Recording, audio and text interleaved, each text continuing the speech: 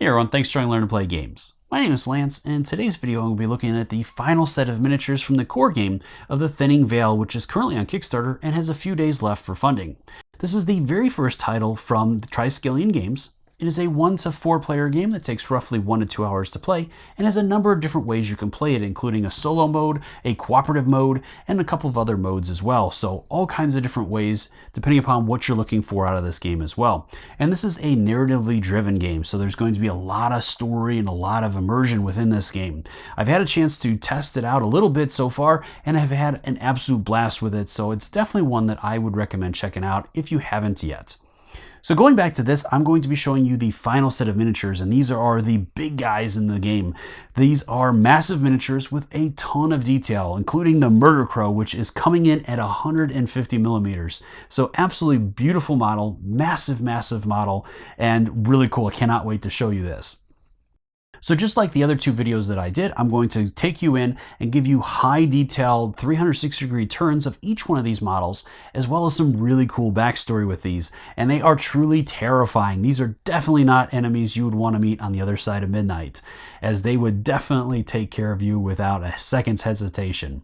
So as always, if you find my videos helpful, if you like what I do, please consider hitting that like button and subscribe to my channel. It's one of the easiest ways you can support channels like mine so we continue to grow, be able to produce this content. If you want to get notified anytime I drop new videos, also give that notification bell a ring, and that'll let you know whenever I drop new videos, as I'm constantly dropping new stuff, including other showcase videos, playthroughs, teaching videos, and all kinds of other stuff. So, and let's go ahead and head to the table, and we'll see what this one's all about. The Fomorian Shanker is a cunning servant of Belor Evil Eye, the abhorrent king, and form a lower class of warriors of the deep sea dwelling race.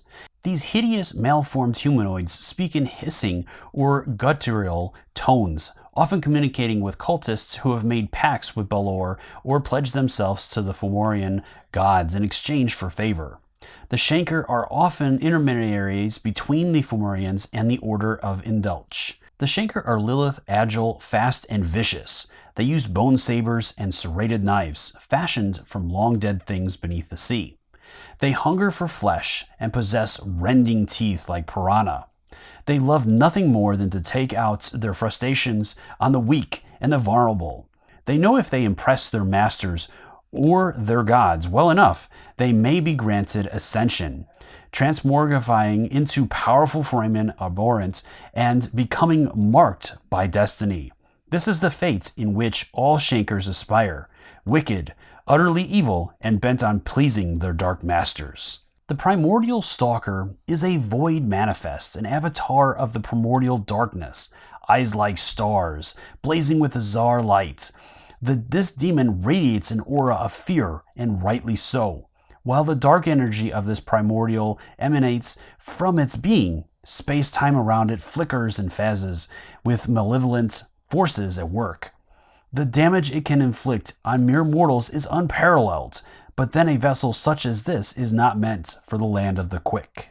The Horned Demon is made almost in mockery of the horned god of the underworld, the land of the dead, and it comes in several forms: bestial, savage, and relentless. The Horned Demon brandishes polearms, axes, and great swords with equal abandonment. Towering over mortals, the Horned Demon in their variant forms range from 8 to 12 feet tall. Impossibly strong and regenerative abilities and foul magics, they are truly terrifying creatures. The Flame of Imbliss is a fire demon, standing almost twice the height of a man and burning with malevolence. These demons are from the magma vaults, where they torment and torture the sinners condemned to walk the cinder paths of the infernal. Often horned, rarely winged, and able to breathe fire, and always smoldering with the heat of their home plane. The Flames of Imbliss are terrible and mighty opponents. These malicious giant birds are terrifying predatory raptors. The Murder Crow is called a dustwind in some parts, and is a huge avian with a vast wingspan and ill temperament. It is not easy to slay one, as the Murder Crow is vicious and has hooked talons which can rend flesh from bone with ease or grasp onto its victim so that they can be carried back to the eyrie to die hideously as they are consumed. Another tactic of the murder crow is to drop the most resilient of foes from great heights before claiming the broken body in triumph as his reward. The murder crow may be capable of swallowing a mortal whole, but this is rare. The truth is, these horrors prefer to fasten onto prey with their tentacles and cup their victim in their dreaded beaks, while needle-like serpentine tubulars pierce the flesh and drain all blood from them. Discarded husks are often a warning you are in a hunting ground of a murder crow. Found on rocky islands, coastal stacks, and headlands, they like the heights and the ocean. Once these creatures were considered sacred to Ichthys as they fought off the sea serpents and even the mightiest beasts of the Fomorians could muster, which they would feast upon in their eyries. Now they are prized possession for any necromancer or dead cultist who can claim the carcass of one. Imagine the immense power of having such a creature as your zombie-like servant. They say the Twilight King even possesses a murder crow, which he uses as a mount and rides into battle. The Twilight King is a cursed creature, doomed to dwell in the twilight, bound to the Ember Crown for all eternity. No one knows how long he has been trapped in this perdition, but the Twilight King burns with revenge. Legend has it he was once High King of Innisfail, who was beloved of Bove, who gave him her greatest gift, but that he betrayed her when it suited him for the affections of the Aes-She enchantress. The enchantress came from the other side of midnight to seduce the Twilight King, who at first succumbed. After a crushing defeat in battle, the Twilight King rejected the further advances of the Aes-She enchantress, who in retaliation cursed him. The desperate monarch went crawling back to Bove to beg forgiveness, but she was unforgiving. In fact, Bove delighted in delivering upon the Twilight King her own curse. Some say it was the other way around, and that the Twilight King was bounded to the Aes-She from the other side of midnight, who bounded him in great magics, giving him great power that ensured no mortal being could be the match of him. After many victories in battle, he drew the attention of Bove, who at first did not realize the supernatural assistance of the Twilight King possessed. She was impressed and expressed this along with her desire to be with him, but the Twilight King cast her out, declaring he needed her not. Violent with rage, the scorned Bove laid a curse upon the Twilight King of her own. Cling to your crown, since it's all you care for, and your crown shall be the best you have arrived at.